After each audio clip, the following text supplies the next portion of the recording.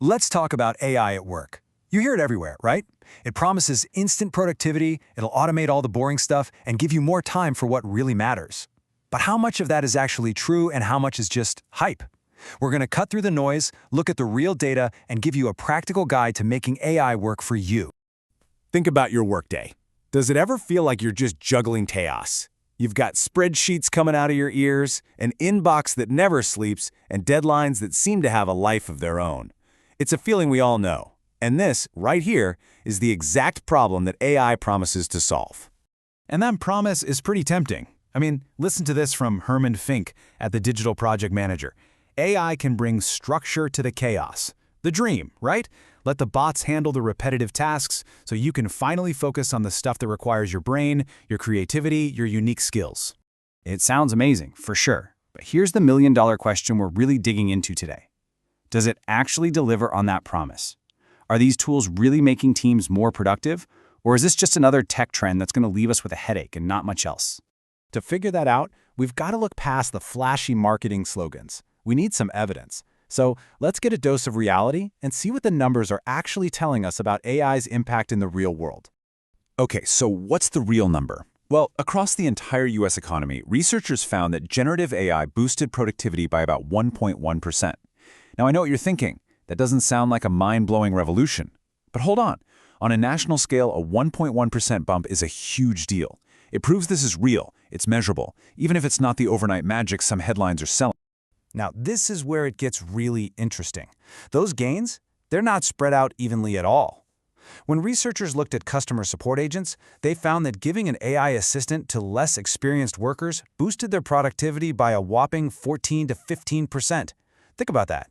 The AI basically acts like a coach, helping new folks get up to speed and perform almost like seasoned pros.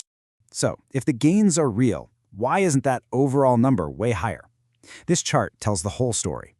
AI adoption is super broad, meaning lots of us have tried it. But it's also incredibly shallow. Only about 10% of people are using it every single day at work. For AI to really move the needle, it has to go from being a fun toy to a tool that's baked right into our daily routines. So how do we make that happen? How do we go from just playing around with AI to truly integrating it? Well, it all starts with picking the right toolkit for what you and your team actually need to get done. Generally speaking, you've got two main paths you can go down. The first is what we'll call the platform. This is where you go all in on a single project management system like an Asana or a Monday.com that has all the AI features built right in. The other path is the personal stack. This is more of a DIY approach where you handpick the best individual AI tools for specific jobs and then wire them all together yourself. So if we look at the platform approach, let's take two of the heavyweights, Asana and Monday.com. The choice really comes down to what you value most. Asana is a beast when it comes to integrations. It can connect with over 200 other apps you're probably already using. On the other hand, Monday.com gets a ton of praise for just being super easy to use, and its Autopilot hub makes it simple for anyone to set up automations. So the question is, do you need power and connectivity or simplicity and ease of use?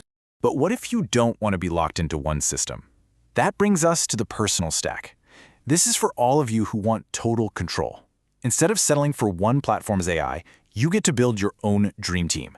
You pick the absolute best tool for writing, the best tool for research, the best tool for meetings. You get the idea.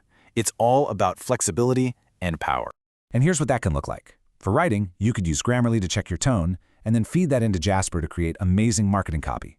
For research, Perplexity AI is incredible for getting answers with actual sources cited. For your meetings, tools like Otter.ai or Fathom can listen in, transcribe everything, and spit out a perfect summary with action items. You could even use something like Whisperflow to just talk and have it turn your thoughts into clean text. And the secret sauce, the magic glue that holds all this together, is a tool like Zapier, which can connect over 7,000 different apps to create these powerful workflows without you having to write a single line of code. Okay, but whether you choose a big platform or build your own stack, let's be real, it's not all sunshine and rainbows. It is so important to understand the hidden costs and the very real risks before you jump in.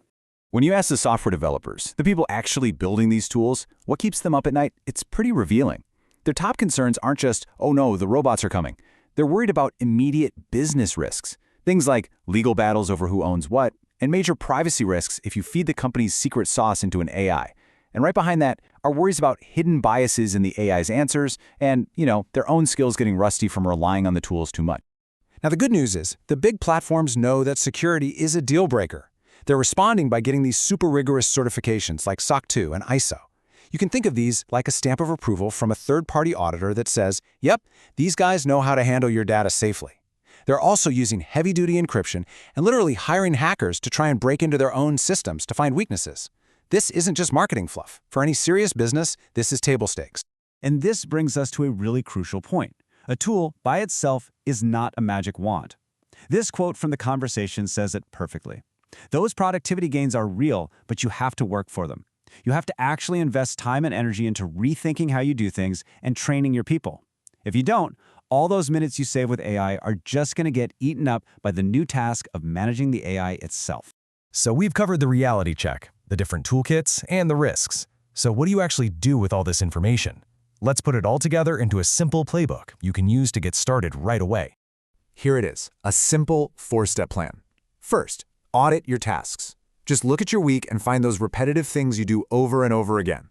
Second, start small. Seriously, don't try to boil the ocean. Pick one little annoyance, like writing meeting summaries, and solve just that one thing.